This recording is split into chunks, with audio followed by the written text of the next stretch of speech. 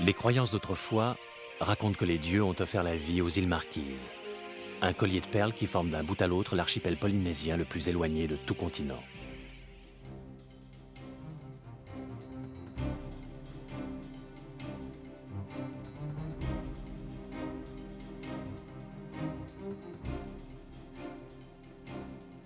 La liberté aussi semble se réfugier sur ces terres volcaniques émergées en plein Pacifique.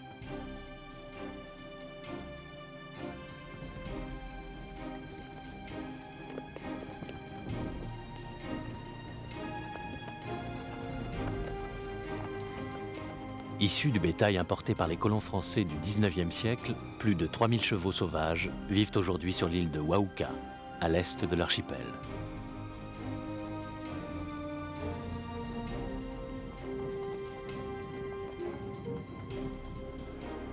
Taikihi vient du village de Valpai et possède le plus gros troupeau de l'île. Tous ces chevaux vivent en liberté, mais leur contrôle reste indispensable. Un poulain vient de naître et doit se faire marquer.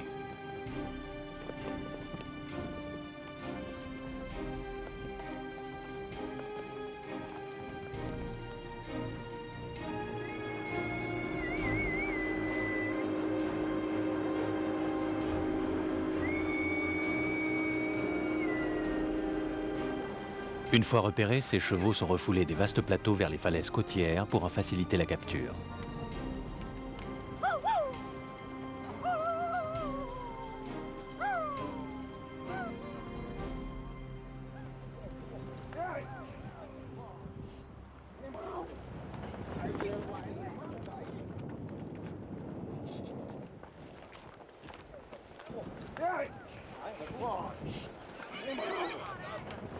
Pris au piège, ils s'entassent au bord du vide et se résignent. Un magnifique étalon est attrapé au lasso.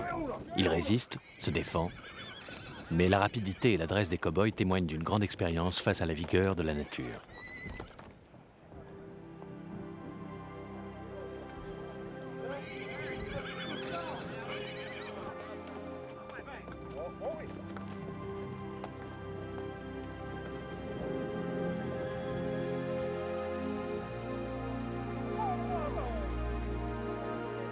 Malgré la protection de sa mère, le nouveau-né est à son tour attrapé.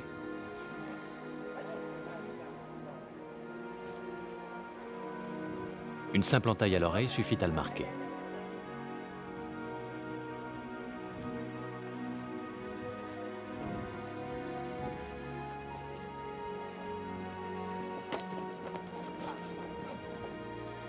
Depuis plusieurs années, Taikihi et ses hommes s'occupent des chevaux de Wauka. Ils ne pensent qu'à eux et ne vivent que pour eux.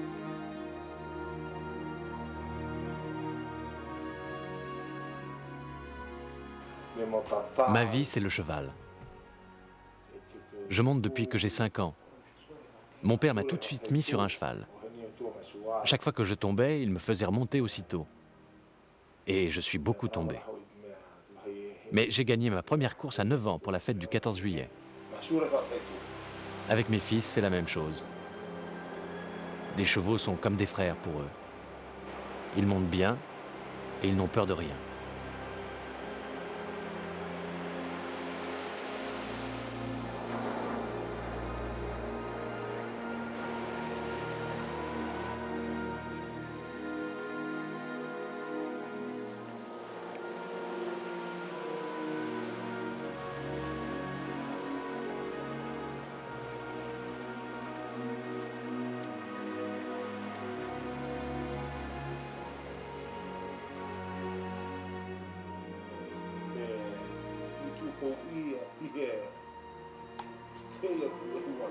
J'ai appris à mes fils à dresser les chevaux comme mon père me l'a appris.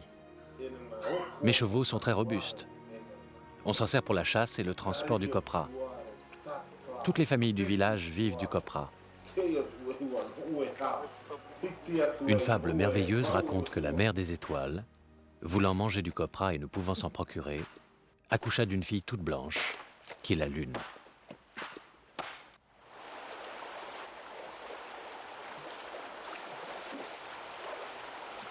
Le copra est la pulpe de la noix de coco. C'est aussi l'une des principales ressources agricoles de Wauka. Une fois séché, il peut être utilisé dans la fabrication de savon, de cosmétiques ou de graisses végétales. Le cocotier peut être entièrement exploité. Les bois, les noix, mais aussi les palmes, avec lesquelles on fabrique les sacs pour transporter le copra.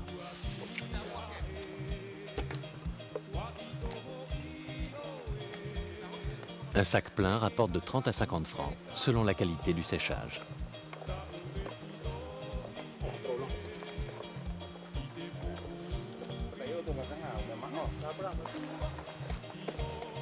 Les forêts de cocotiers se sont réfugiées sur les hauteurs de l'île. Aucune voiture ne peut y accéder. Les chevaux deviennent alors indispensables pour acheminer les sacs lourds du fruit de la récolte.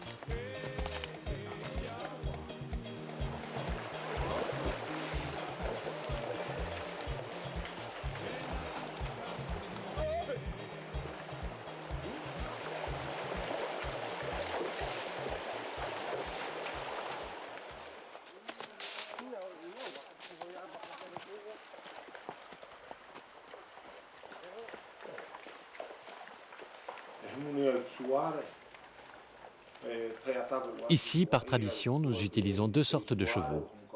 L'un pour le travail, l'autre pour les captures et les courses des jours de fête. Je suis le seul à dresser des chevaux pour les familles de l'île. Je castre certains chevaux pour les rendre plus vigoureux, ou bien quand ils sont trop petits pour conserver la force de la race. Je marque les chevaux avec les initiales de mon nom français. Alexis Fournier. Mon fils Takai, lui, préfère mettre l'initiale de son nom polynésien. Takai a 18 ans. Il est majeur et déjà propriétaire de quelques chevaux. Au fil des générations, la famille de Takihi se transmet la passion du cheval.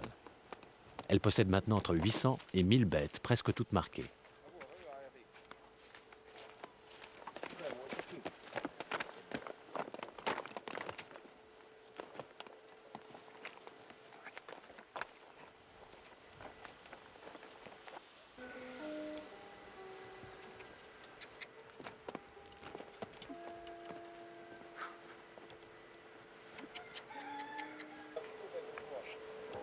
Le dressage dure environ une semaine.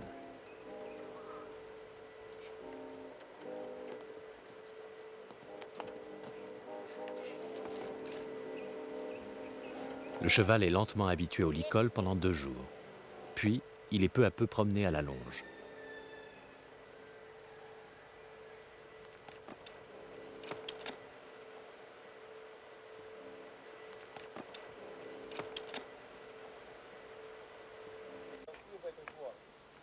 Ané, le deuxième fils de Takihi, apprend à dresser son premier cheval sur les conseils de son frère.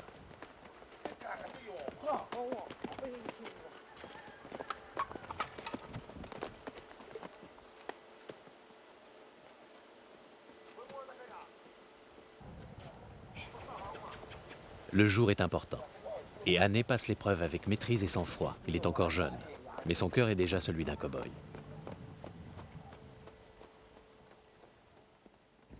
Aujourd'hui, les avions n'atterrissent plus à Wauka. Takai en profite. Il entraîne sa monture pour les courses et les captures sur la piste déserte de l'ancien aérodrome.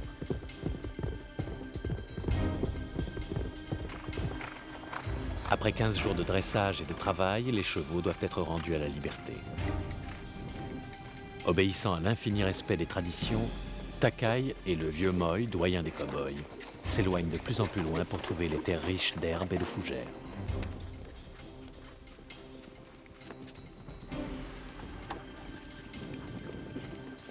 Parfois, certains chevaux reviennent près des villages, surtout pendant la saison sèche. Mais le sentiment naturel de reconnaissance ne suffit pas pour désobéir à la coutume.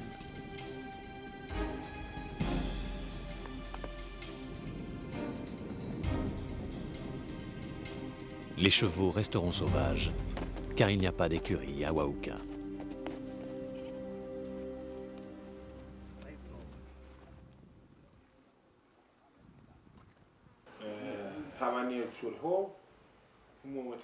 Depuis que je suis enfant, je monte comme mon père me l'a appris, avec une selle en bois sculpté. C'est la selle traditionnelle des Marquisiens. Nous la préférons aux selles en cuir. Taiki se rend au village de Okatu, où se trouvent les meilleurs sculpteurs de l'île. Il va chercher la selle qu'il a commandée pour la grande capture.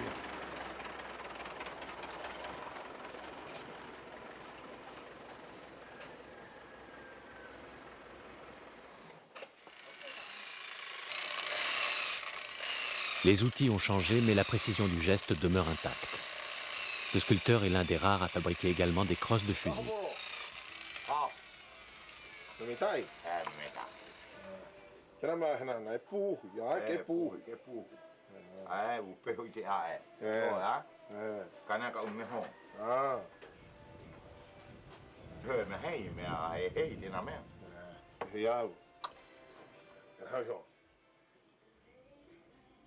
Mais la spécialité de son atelier reste les sculptures de tiki, véritable représentation d'ancêtres devenus divinités mythologiques.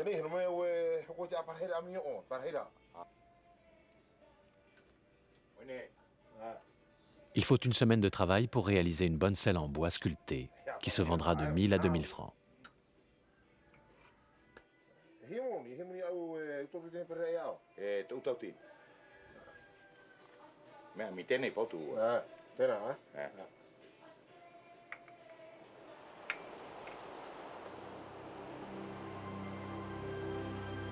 Les montagnes qui dominent le village de Okatu semblent veiller de leur toute-puissance à la tranquillité de l'île. Sur leurs flancs, elles protègent d'une force sauvage les vieux tikis de pierre comme les authentiques témoins de l'histoire. Comme dans la plupart des mythologies, les divinités étaient nombreuses, chacune à l'origine d'un phénomène naturel. À leurs pieds se déroulaient autrefois des rites essentiels, offrandes et sacrifices.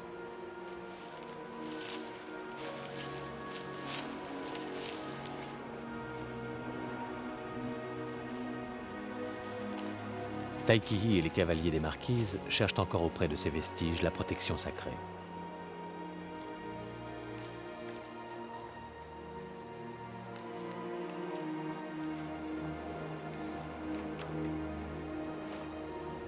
Au milieu des arbres et de leur silence explose la vie végétale et reposent les pai-pai, des plateformes de pierre provenant sans doute du lit de la rivière. Les dessins sculptés inscrivent à jamais les récits insolites des Marquisiens. Voilà plus de 35 000 ans que les premiers voyageurs venus d'Indonésie se sont lancés à travers les profonds bras de mer pour toucher les marquises. La pirogue à voile témoigne de l'audace des hommes face à l'océan.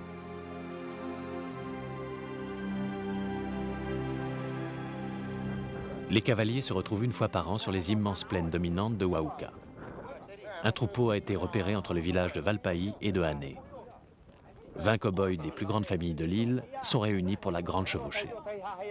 Ils s'accordent sur la manœuvre de capture, pour qu'aucun cheval ne leur échappe.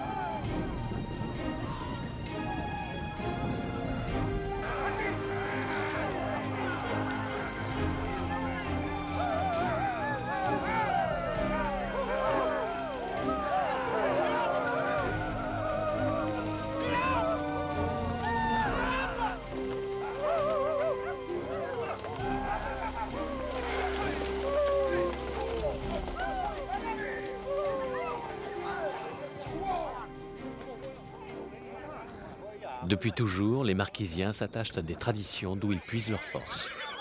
À l'image des dieux, ils vivent avec la nature comme de simples hommes.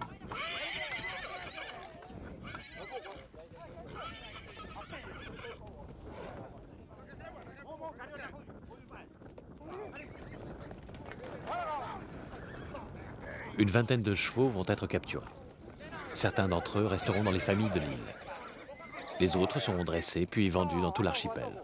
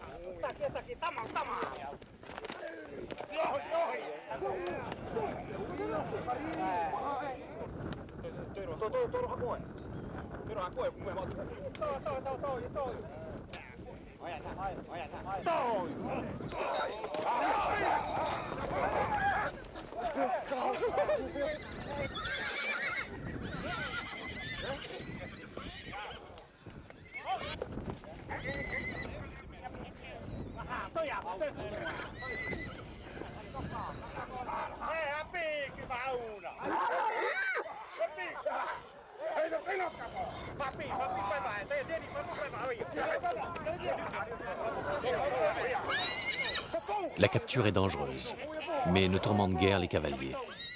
Leur courage n'a d'égal que leur rude caractère forgé depuis des années par la sauvage beauté de leur pays.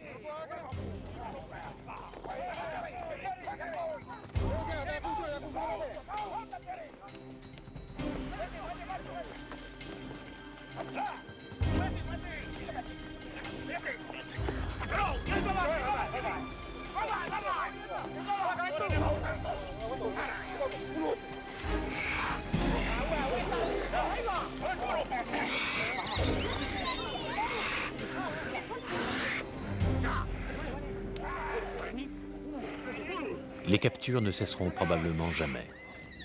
Car au-delà de toute modernité, rien ne fait oublier l'ivresse du galop.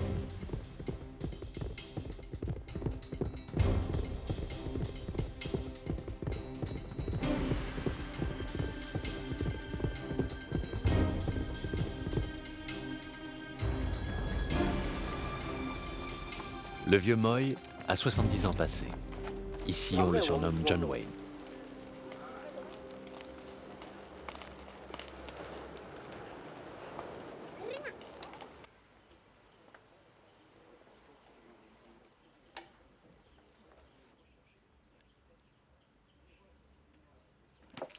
Le vieux cow-boy n'a plus la volonté de passer comme autrefois la nuit sous les étoiles. Les grandes captures se terminant toujours sur la plage, autour d'un bon feu et de poissons grillés.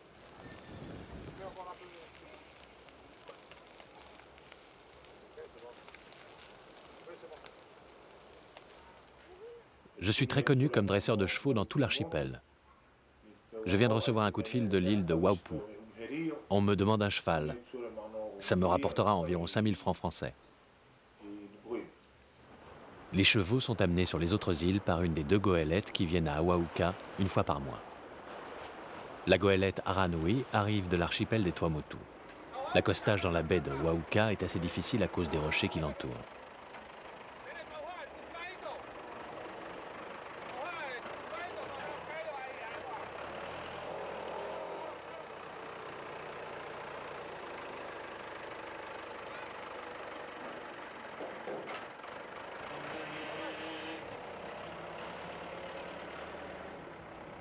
Le mouillage d'un bateau est toujours un événement pour les habitants de l'île.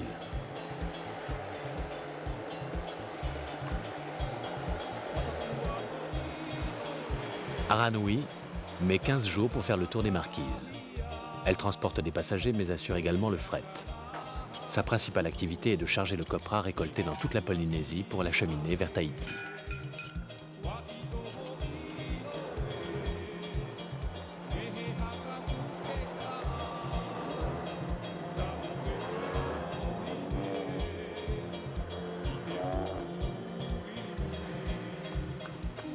D'habitude, les chevaux destinés aux îles de l'archipel sont chargés sur la goélette avec une grue, comme les marchandises.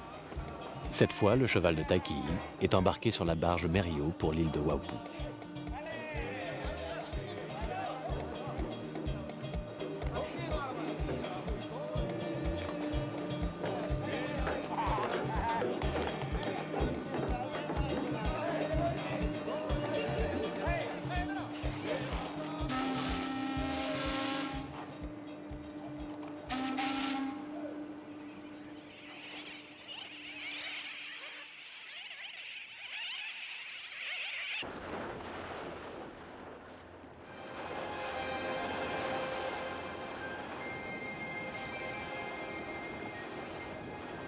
Quand il ne dresse pas ses chevaux, Taikii emmène son fils sur Emeni, l'île aux oiseaux.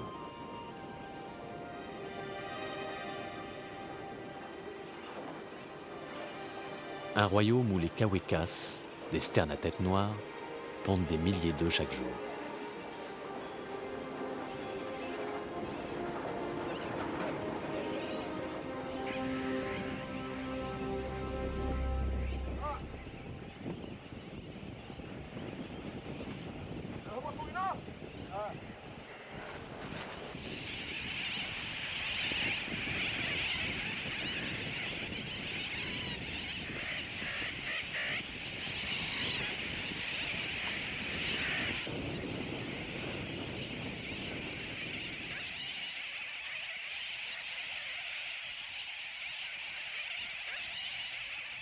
Les habitants de Wauka apprécient leur goût et ramassent régulièrement les œufs roses des Kawekas. Ces hirondelles de mer pondent aussi sur les îlots voisins. Mais ils sont interdits d'accès pour protéger la survie de l'espèce. Un équilibre mesuré auquel obéissent tous les habitants.